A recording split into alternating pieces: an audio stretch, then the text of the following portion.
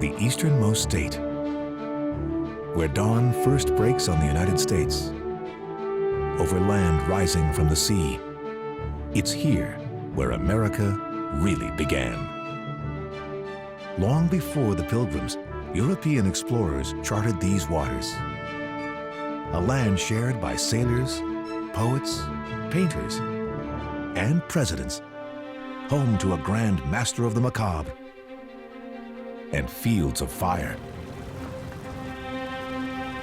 Where down east means heading north.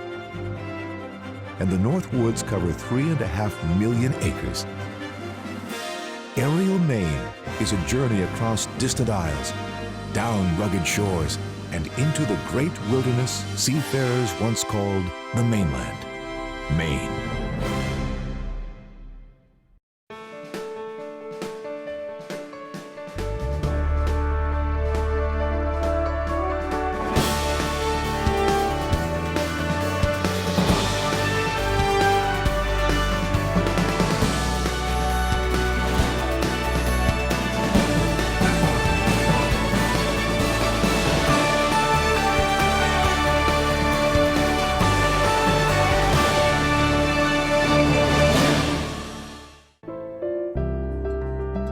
One of Maine's southernmost towns is also one of its oldest. York lies on the York River and includes the villages of York Harbor and York Beach. In fact, there are so many villages called York here, locals refer to them simply as the Yorks.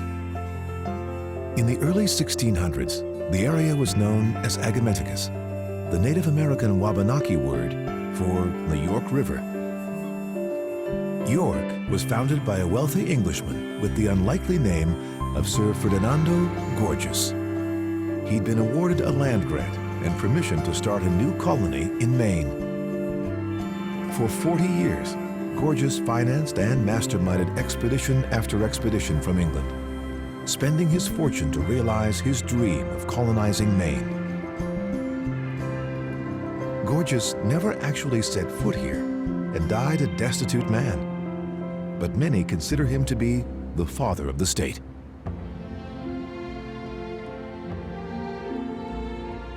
York claims to be the oldest settlement in Maine, and despite many early attacks on the village by Native Americans, the village survived. Amazingly today, many buildings from colonial days still stand. One of the most cherished is Sayward Wheeler House, a proud clapboard building from 1718. Jonathan Sayward was a wealthy shipping merchant, and many of his descendants lived and died here, right up to the 20th century.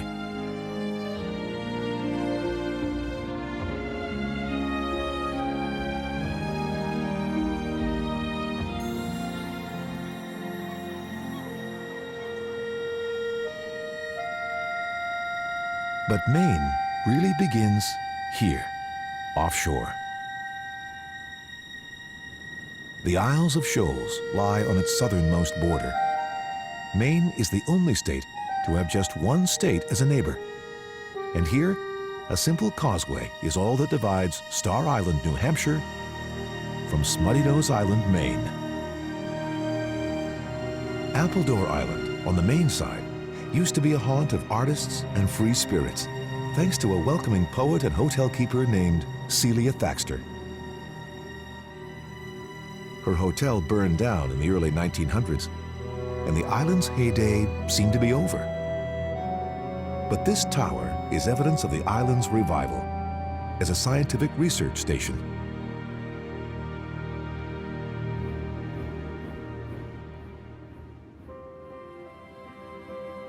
Despite the many islands and rocky dangers of the Maine coast, it was more than 250 years after the colonists arrived that the first lighthouse was built. Clapboard houses were built easily from the abundant trees, but the Cape Nettic Light was constructed of brick and clad in cast iron to weather the worst winters of the North Atlantic. Although modernized now, its original 3,000-pound fog bell and red light have guided seafarers since 1879. Locals know it as the Nubble Light, named for the lump of rock it's perched on. Many might be surprised to learn that the Cape Nettic Light, the Great Wall of China, and India's Taj Mahal have something in common. The Voyager spacecraft carried images of all three into space as examples of some of the Earth's most impressive man-made structures.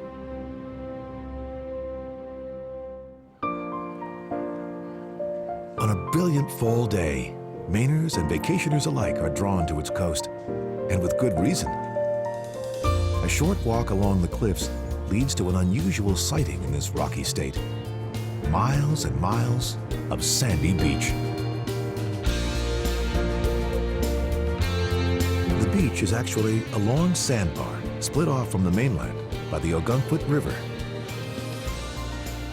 The Halloween storm of 1991, better known as the Perfect Storm, damaged much of the beach, but efforts are underway to protect its dunes and wildlife.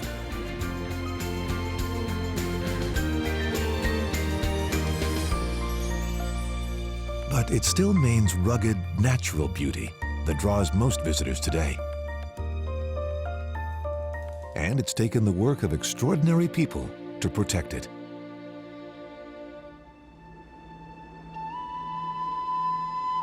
"11,000 years ago, Native Americans thrived in this region, using the coastal rivers for fresh water, transport, and an abundant source of food.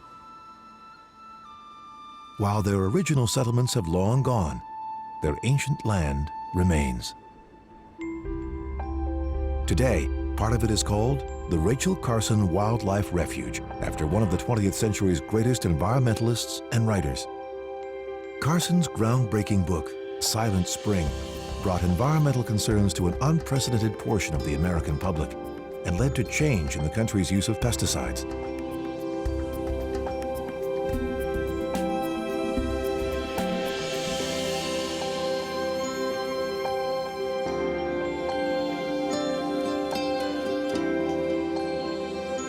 Today, the marshes and estuaries of the reserve are not only a refuge for wildlife, but humans too.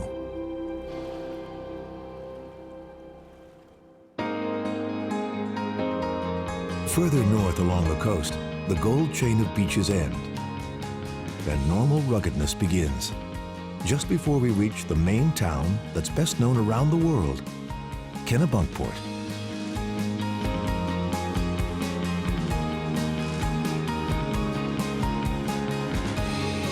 Here, strewn across the city's center, are the 18th and 19th century homes of the country's early elite, who made their fortunes from the wealth of the oceans. One of the most unique homes in town is known as the Wedding Cake House. In 1825, a prominent shipbuilder named George Washington Bourne bought a Federal-style brick house for his new bride. But inspired by the design of a Gothic cathedral in Milan, he later restyled the house himself using only hand tools, completing the work just before his death in 1856. Today, it's one of the most photographed buildings in Maine.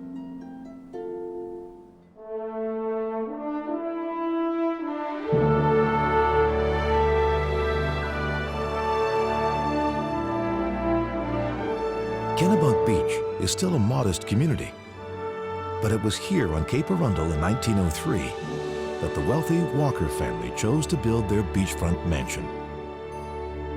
That's the W in the names of the two Bush presidents. Their seaside estate is known as Walker's Point. World leaders have passed the guard post here, welcomed by two Bush presidents.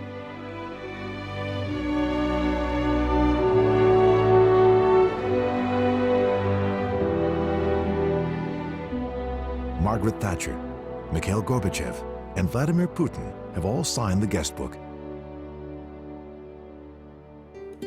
While the Maine coastline is a good place for politicians to unwind, it's even better for artists. At Prout's Neck, among the modern vacation homes of the wealthy, is the former studio of one of America's greatest landscape painters. Winslow Homer.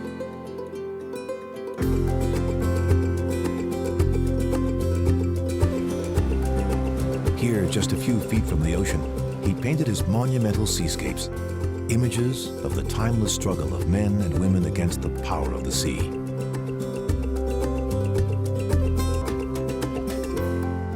The turbulent seas he famously depicted are deceptively calm on this day.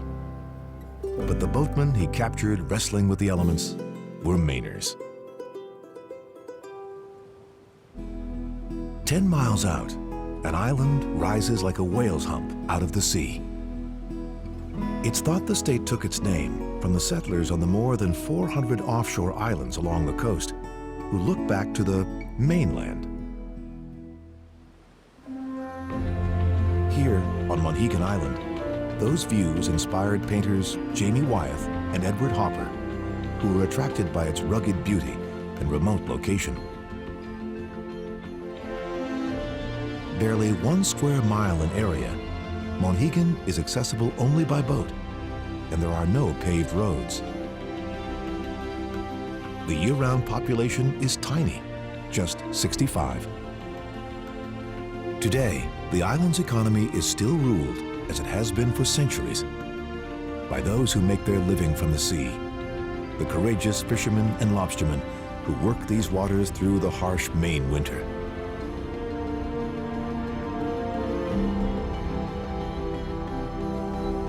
While the scenery is spectacular, the waters around Monhegan are treacherous. Countless ships have gone down here, some of them still visible.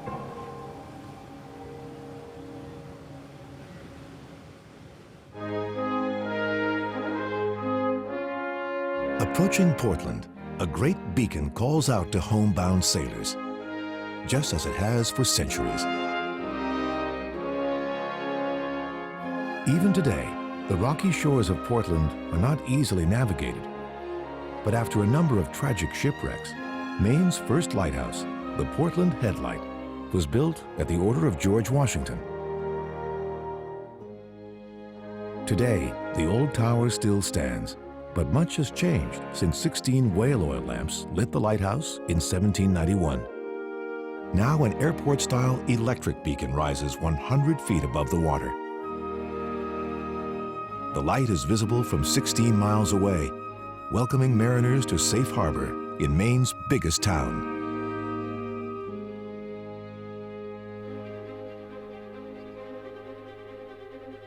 Situated in Casco Bay, Portland was once considered strategically important by the U.S. military because of its proximity to Europe compared to other eastern ports. The granite-walled Fort Scammell on House Island and Fort Gorges on Hog Island Ledge were originally built in the bay in the 1800s to protect against enemy attack. Mounds of sand were used to insulate the forts and their supplies of ammunition. But Fort Scammell was the only one to fire a shot in battle against a British privateer in 1813.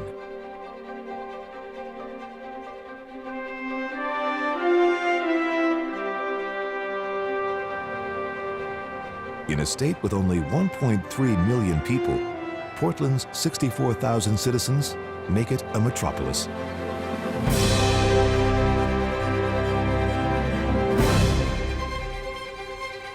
In the 19th century, when trade in Portland was booming, some of the state's oldest banks opened their doors here. And if you know who penned the lines, "Listen, my children, and you shall hear of the midnight ride of Paul Revere," take note that the childhood home of Henry Wadsworth Longfellow is tucked in between modern office buildings. Many of Portland's other former residents ended up with some of the prettiest plots in town. 65,000 people are buried in Evergreen Cemetery, one of the largest publicly owned spaces in the city. And while many famous Mainers have been buried here, the story of one, the 19th century mayor Neil Dow, is infamous. Known as the father of the Prohibition, he managed to ban alcohol from the state, and in 1880 made a run at the White House on a prohibition ticket. He received just 10,000 votes. But prohibition was unpopular with much of Portland's working class. After all, Portland was a rum producer, and the city's workers were even allowed rum breaks during the day. There were riots in Portland when the mayor got his way, but chances are a few of the people who are buried here beside him succumbed to his demon rum.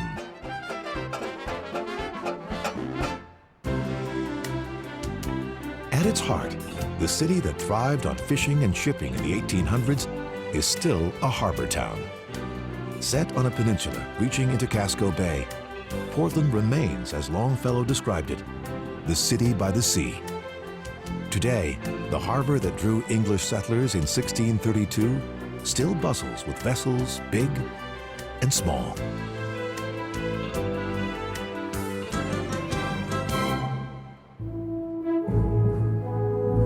But Maine is far more than just a seacoast. The state's landmass takes up half of New England, most of it remote and unspoiled. Among the pines of Maine's endless forests, one is struck by its majesty.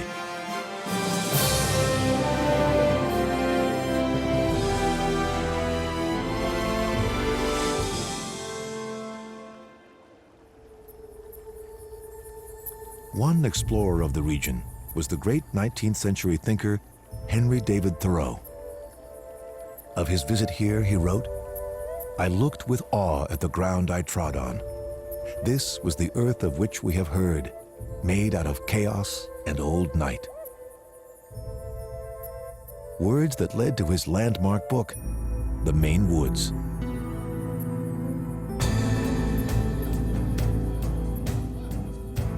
Here at Moosehead Lake, Maine's largest, Thoreau writes of hiring a Penobscot Indian guide to help him cross the lake in a birch bark canoe, or what Thoreau described as a little eggshell of a boat.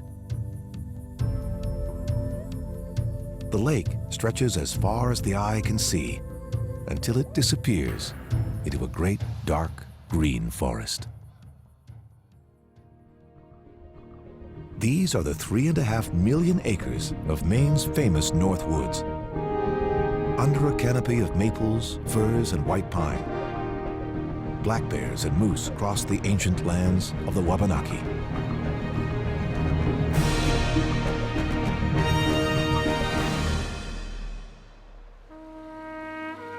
Today, 95% of Maine's forests are privately owned. In the 1990s, a group of high-profile conservationists lobbied to preserve 3 million acres of the North Woods as a national park, but the effort has stalled. With more than 90% of the state covered with trees and 39 commercial tree species, Maine's forest products industry contributes over $4 billion to the state's economy. Many of the state's hills and mountains are too low to break clear of the tree line, but not this one.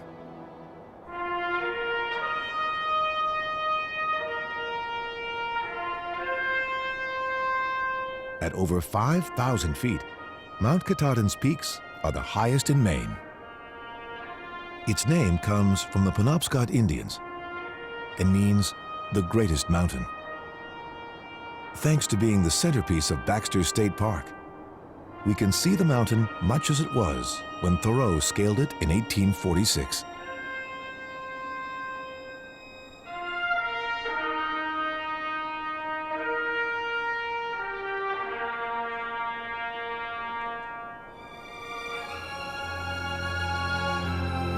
Mount Katahdin is also the northern end of the Appalachian Trail, a national scenic path that follows the spine of the Appalachian Mountains all the way to Georgia.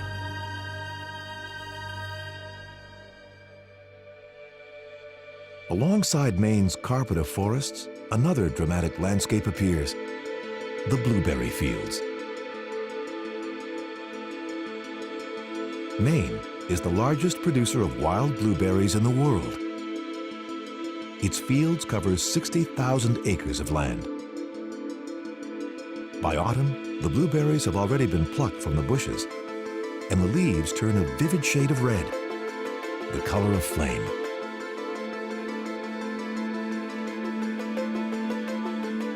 In the distance, great clouds of smoke reveal a real fire. In a technique first used by Native Americans, the bushes are cut back every 2 years and then burned in order to stimulate new growth.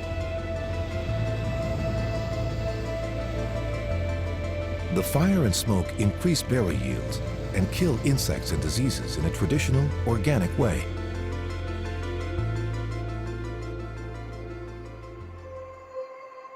Inland Maine is a land tied to the great rivers that make their way to the sea, and the Kennebec is no exception. Follow the Kennebec River south from its source at Moosehead Lake, and you'll find a bustling waterway, bordered with towns and cities, stretching all the way to Merrymeeting Bay. One town on the Kennebec holds statewide importance. Once home to the Abenaki people, it now boasts what some call the finest building in the state, the Capitol at Augusta. Designed by architect Charles Bulfinch and built from granite quarried nearby, Augusta has been the state capital since 1827. By the mid-19th century, Augusta was a thriving port town with river traffic running to and from Boston. But today, most travel to this capital city is by interstate. And the Kennebec River has been left to wend its way to the sea on its own. But where this river meets the sea, human industry returns in a big way.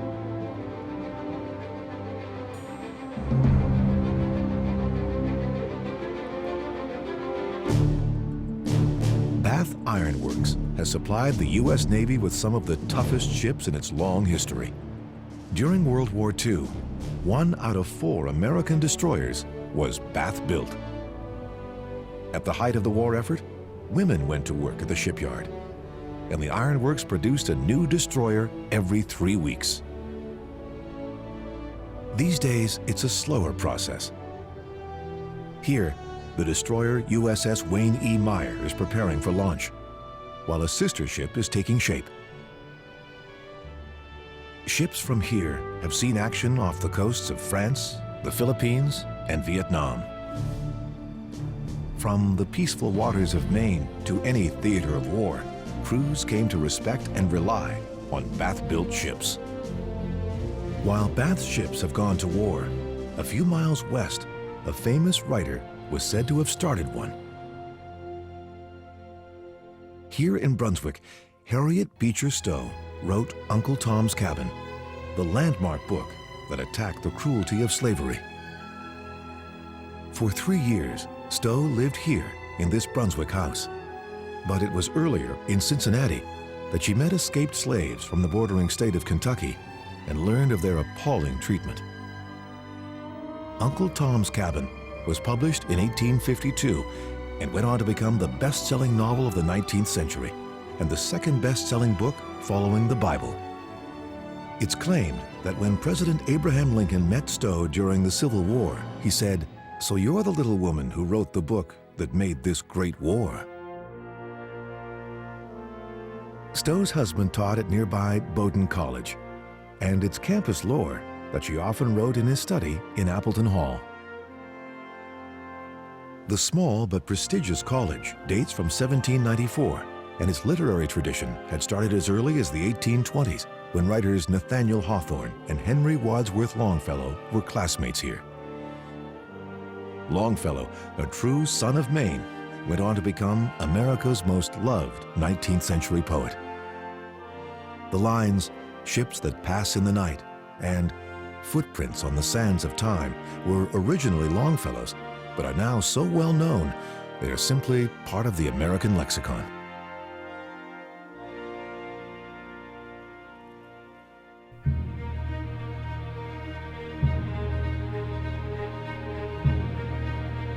Maine's wealth is not just its writers and poets, but also its wilderness.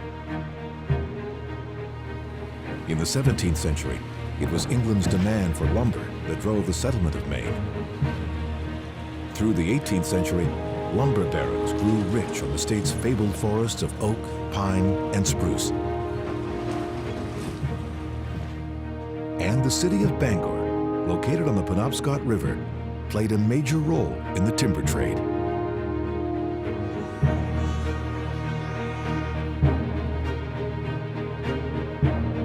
At the entrance of Bangor stands evidence of just how serious this town is about its lumber.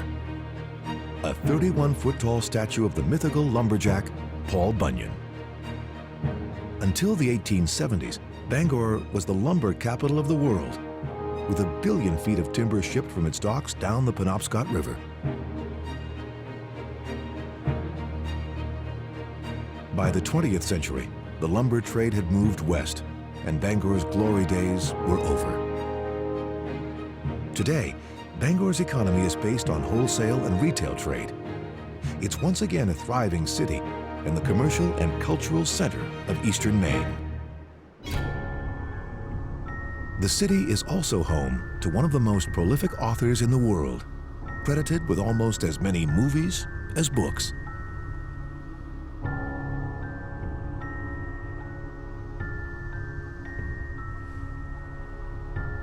Once upon a time, not so long ago, a monster came to the small town of Castle Rock, Maine. So begins the thriller Cujo, penned by the grand master of the macabre, Stephen King. Maine born and raised, King now makes his home in an old lumber baron's mansion. His best-selling horror stories, from Carrie to The Mist, often feature real Maine towns, and fictional ones like Castle Rock as a backdrop. In keeping with King's dark sense of humor, his home is protected by a gate adorned with bats and spiders.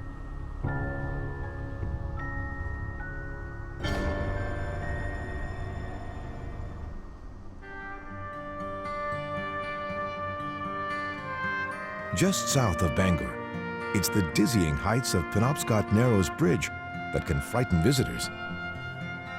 It's the tallest public bridge observatory in the world and requires a ride in the fastest elevator in Maine to get there. From 420 feet in the air, the views of the Penobscot Narrows Bridge and the surrounding countryside are breathtaking.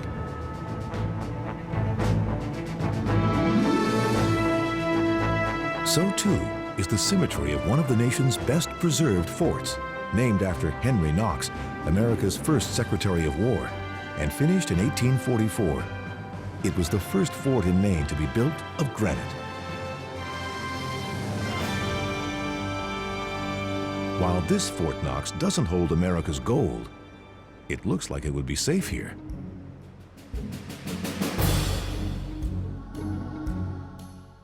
Maine's great forests part to reveal blueberry farms, lakes, and rivers that make this break in the trees seem very out of place. The desert of Maine. Its very strange story begins more than 10,000 years ago, when the glaciers of the last ice age ground soil and rocks into a layer of desert-like sand, some 80 feet deep. Over time, topsoil made a cap over the desert, hiding it until colonial farmers and sheep herders eroded the soil. And then the desert of Maine reappeared.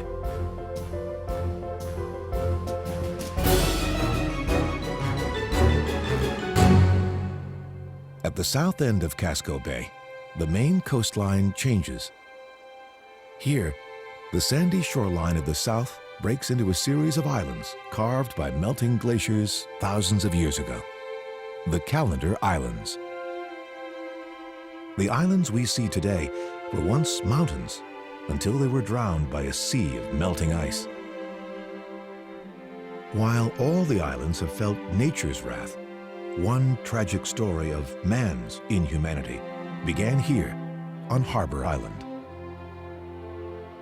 In 1794, Benjamin Darling, a former slave from the West Indies, bought this island with the money he was given for saving his master's life in a shipwreck. He called it Horse Island. Over generations, his descendants settled on the nearby island of Malaga, where they intermarried with whites and eked out a living from the sea. After the Civil War, suspicion of the mixed-race community grew. Newspaper articles called it a blight on an otherwise picturesque isle. In 1912, in a sad chapter of the state's history, the government decided Malaga was an embarrassment. The state committed 8 people to the Maine school for the feeble-minded and evicted the rest. They even destroyed the island's cemetery. Some families moved their homes to the mainland. Others moved to nearby islands. A few may even have ended up back here on Harbor Island.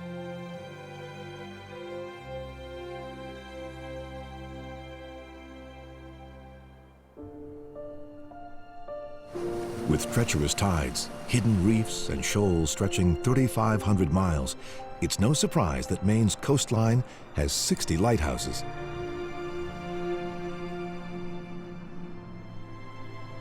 Look in your pocket, and you may find this one on a coin.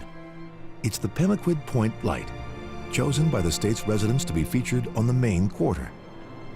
In 1635, before the light was built, a man named John Bailey sailed for the New World, leaving his wife behind to follow him once he had established a home. But his ship, the Angel Gabriel, was smashed to pieces in a storm here. And although Bailey survived, his wife was afraid to follow him. They never saw each other again.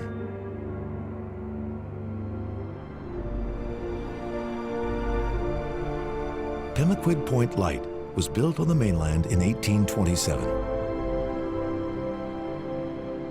From its ledge-top tower, the light shines 14 nautical miles out to sea, in the hope that no more ships will founder on the rocks below.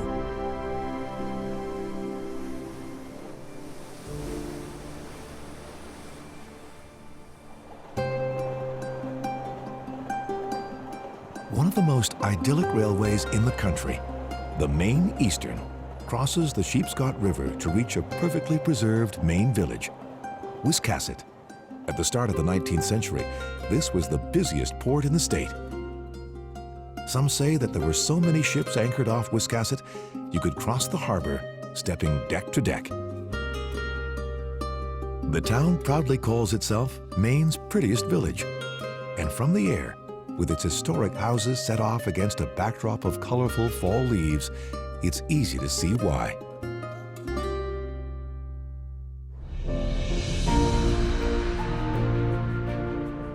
One of the great walks in Maine has to be along the granite breakwater of Rockland Harbor.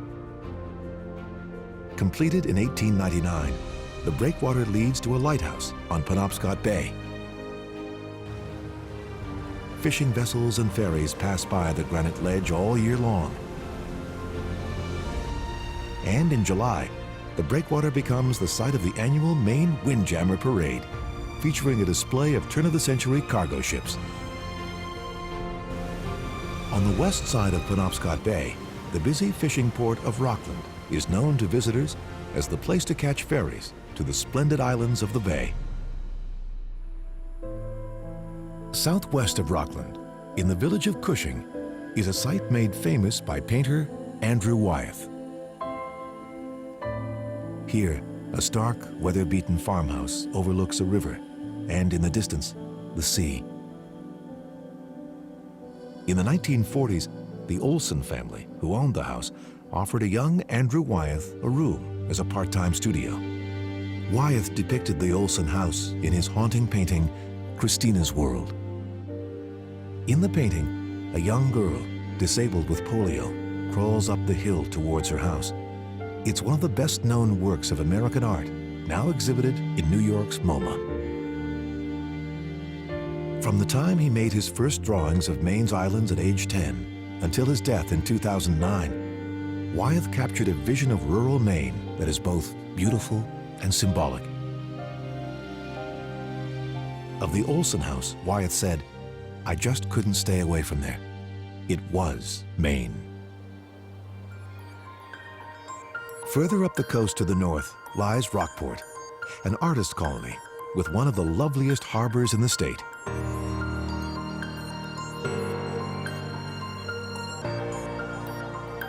Unspoiled by overdevelopment, its narrow harbor serves both the working lobster boats and classic wooden sailing ships.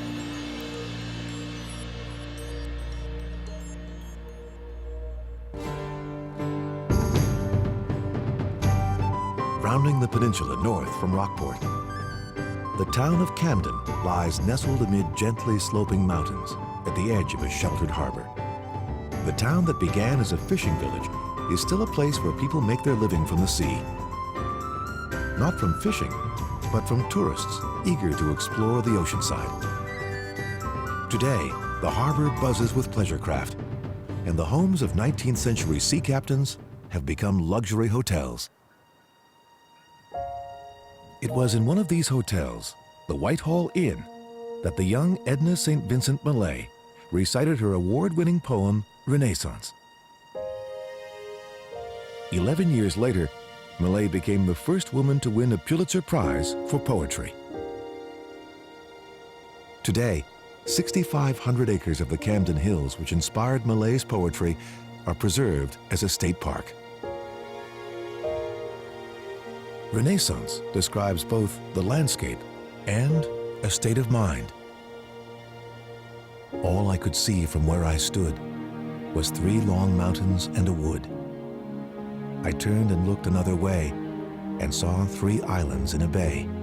So with my eyes I traced the line of the horizon, thin and fine, straight around till I was come back to where I'd started from. And all I saw from where I stood was 3 long mountains and a wood. The poem, which became the title of Millay's first book, is still a favorite of those who choose to wander here, among the hills and woods of Maine. For those who'd rather climb than wander, Mount Batty offers stunning views of Camden and the islands of Penobscot Bay.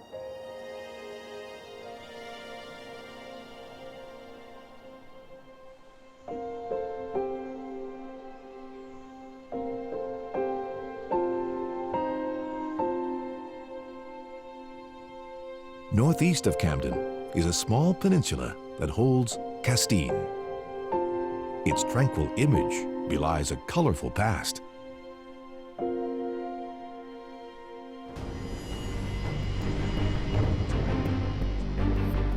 In the 17th century, it was fought over by the English, French, and Dutch.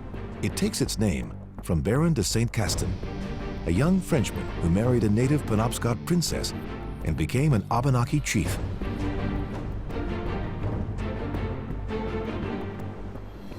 The British took Castine during the American Revolution, building Fort George as a defense against the colonial forces. Today, it's the site of a local ball field. In an ill-fated mission called the Penobscot Expedition, Americans tried but failed to retake Castine.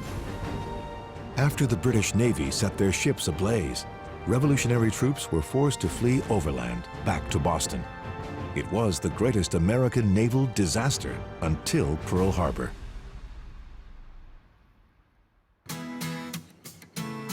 The Down East Coast, as Mainers call everything east of Penobscot Bay, is simply a sailor's paradise.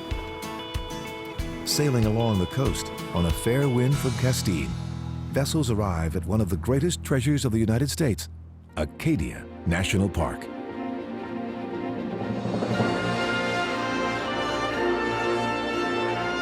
The park includes Mount Desert Island, the largest island in Maine. The name comes from French explorer Samuel de Champlain, who landed on the island in 1604.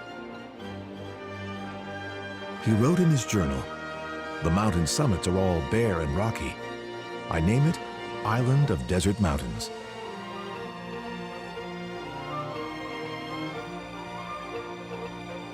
Centuries later, Acadia became the summer home of the robber barons of the Gilded Age, the Rockefellers, Morgans, and Vanderbilts.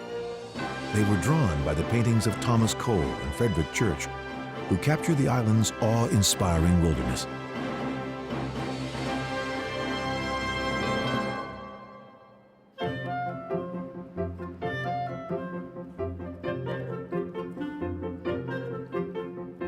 J.P. Morgan moored his yacht in the harbor, and other wealthy residents entertained guests in lavish houses by the sea.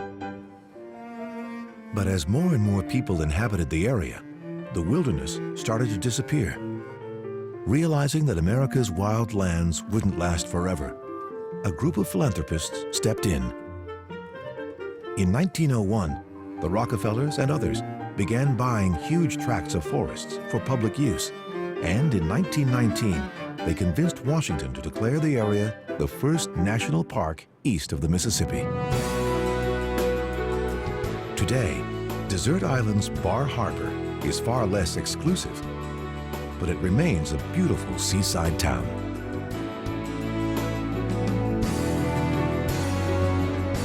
High above the harbor stands Cadillac Mountain, climbing over 1,500 feet. This is the highest point along the North Atlantic coast and is said to be the first place in the United States to receive the sun's rays each day.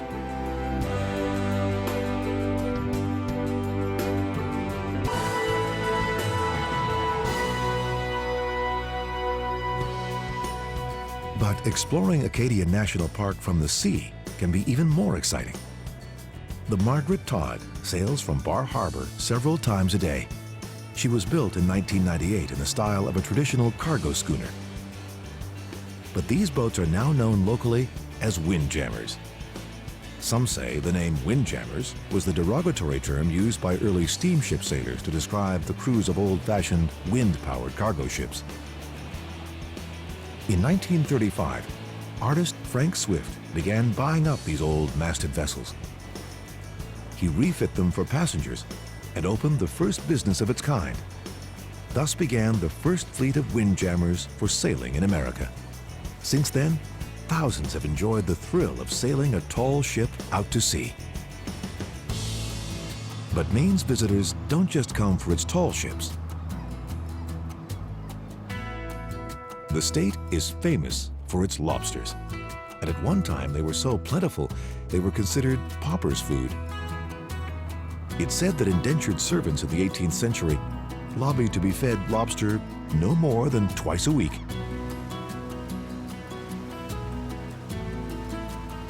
Maine's lobstermen still have to catch the creatures just as they have for 100 years, one trap at a time.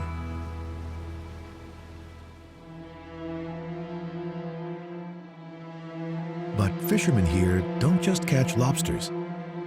On the far north coast, strange patterns can be seen floating on the water. They are a recent phenomenon and the focus of a bitter dispute between fishermen and environmentalists. At Cobscook Bay, young Atlantic salmon leap in their circular pens. Millions are raised in this bay alone to feed America's growing appetite for fish. Sadly, wild salmon are in drastic decline, and some of the blame is placed on the spread of diseases from farms like these. But these fishermen argue that they are just following in the path of generations of Mainers, harvesting the fruits of the sea. Despite its name, the West Quoddy Head Lighthouse stands at the easternmost tip of the United States.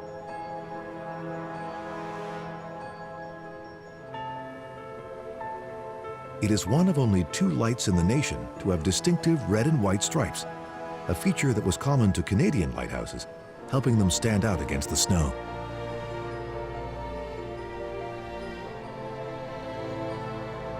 At night, its light draws weary Mainers home from the sea to a state of stunning natural beauty.